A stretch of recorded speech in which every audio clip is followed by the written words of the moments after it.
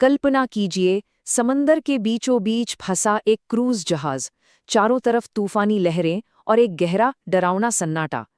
बिल्कुल किसी Hollywood film के अल्ट्रा रियलिस्टिक सिनेमैटिक मंजर की तरह, है ना? 2026 में अंटार्कटिका की तरफ जा रहे 150 यात्रियों वाले इस जहाज के साथ सचमुच कुछ ऐसा ही हुआ। बिल्कुल स्वस्थ लोग अचानक रहस्यमयी तरीके से दम तोड़ने लगे। आज की इस चर्चा में हम इसी घोस्ट शिप की रोंगटे खड़े कर देने वाली मेडिकल मिस्ट्री को डिकोड करेंगे। चलिए इस टिकिंग क्लॉक वाली कहानी को शुरू से समझते हैं। 1 अप्रैल को जहाज अर्जेंटीना के उशुआया से निकलता है। सब कुछ एकदम नॉर्मल लगता है, लेकिन फिर 11 अप्रैल को अचानक एक डच यात्री की मौत हो जाती है। बात यही खत्म नहीं होती। 26 अप्रैल को उस यात्री की पत्नी एक एयरपोर्ट पर दम तोड़ देती है और फिर 2 मई को एक जर्मन महिला की भी जान चली जाती है। हालात इतने बिगड़ जाते हैं कि वर्ल्ड हेल्थ ऑर्गेनाइजेशन यानी WHO को दखल देना पड़ता है। आखिर उस जहाज पर ऐसा क्या मंडरा रहा था? इस रहस्य की तह तक जाने के लिए हमें सबसे पहले इस कातिल को समझना होगा। तो आइए इस वायरस के काम करने के तरीके को डिकोड करते हैं। अब आप शायद सोच रहे होंगे कि ये कोई नया वायरस था। जी नहीं, हंता वायरस कोई एक वायरस नहीं बल्कि 70 साल पुराना वायरसों का एक पूरा परिवार है जो मुख्य रूप से चूहों से फैलता है।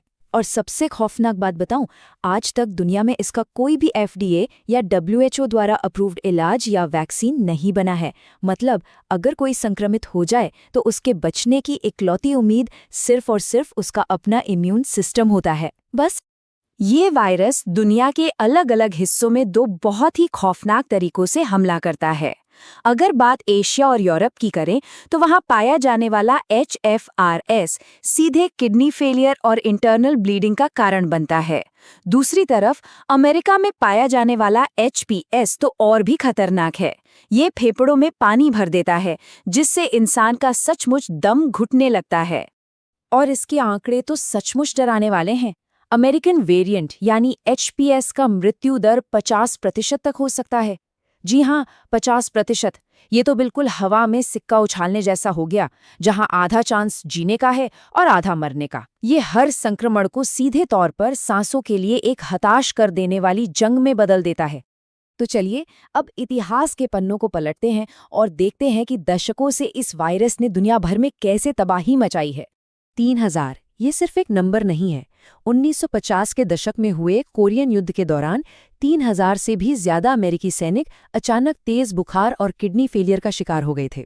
इनमें से 15% तो कभी लौट ही नहीं सके। और पता है, इस बीमारी का नाम वहां बहने वाली हंतान नदी के नाम पर ही हंता वायरस रखा गया था। फिर दशकों बाद एक और रहस्यमयी आउटब्रेक सामने आया। बात है मई 1993 की, जब अमेरिका के दक्षिण पश्चिम इलाके में नावाहो जनजाति के 10 बिल्कुल स्वस्थ और नौजवान लोगों की अचानक मौत हो गई। शुरुआती मृत्यु दर 75% थी। बड़े बड़े वैज्ञानिक भी चकरा गए थे। उन्हें कुछ समझ नहीं आ रहा था कि आखिर हो क्या रहा है, जब तक कि उस जनजाति के बुजुर्गों ने उन्हें एक अहम सुराग नहीं दिया।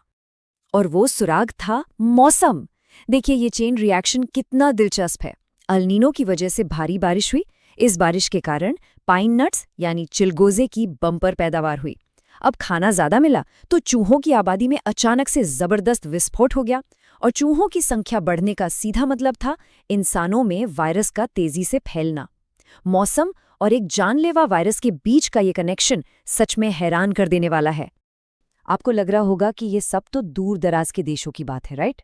लेकिन ये साइलेंट किलर हमारे भारत में भी पूरी खामोशी से रडार के नीचे अपना जाल बिछा रहा था। 2005 से 2008 की वेलोर स्टडी के दौरान 28 कन्फर्म्ड केसेस मिले थे। सबसे ज्यादा खतरा किन्हें था? गोदामों में काम करने वालों और चूहे पकड़ने वाली इरुला जनजाति को। हैरानी की बात तो यह है कि आम आबादी के 4% लोगों में इसके एंटीबॉडीज भी मिले।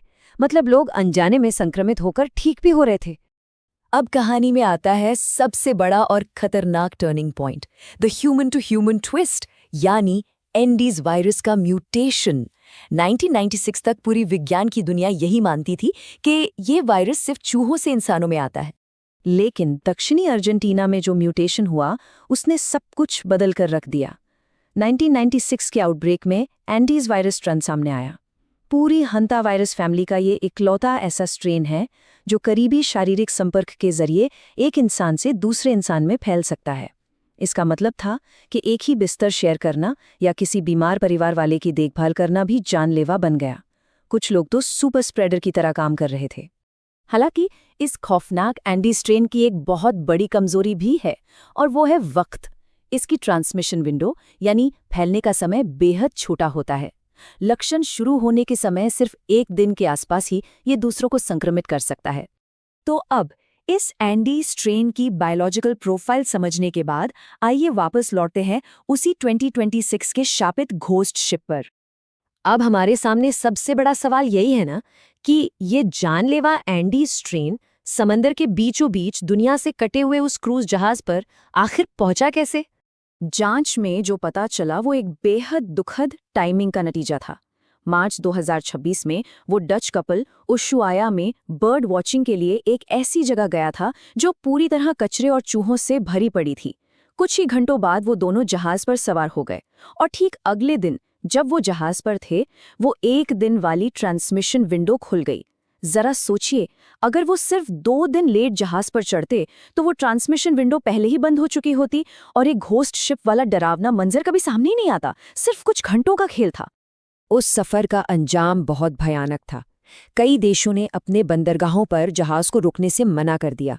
आखिरकार 10 मई 2026 को वो जहाज स्पेन के कैनरी आइलैंड्स में जाकर रुका। तब तक 10 कन्फर्म्ड केसेस आ चुके थे, 3 लोगों की जान जा चुकी थी, 4 लोग दुनिया भर के अलग अलग अस्पतालों में भर्ती थे और 2 क्रू मेंबर्स क्वारंटीन में। इस एक सफर ने ग्लोबल मेडिकल इवैक्यूएशन का एक खौफनाक सिलसिला छोड़ दिया था। तो क्या ये हमारी अगली महामारी बन सकता है? आइए बात करते हैं इससे बचाव और भविष्य के खतरों की, खासकर तब जब एक नए अल नीनो का खतरा मंडरा रहा हो। 50% मृत्यु दर सुनकर डर लगना लाजमी है, लेकिन एक राहत की बात भी है। हंता वायरस और कोविड-19 के बीच एक बहुत बड़ा अंतर है। कोविड-19 हवा से बहुत आसानी से फैलता था और 14 दिन तक क्वारंटीन की जरूरत पड़ती थी।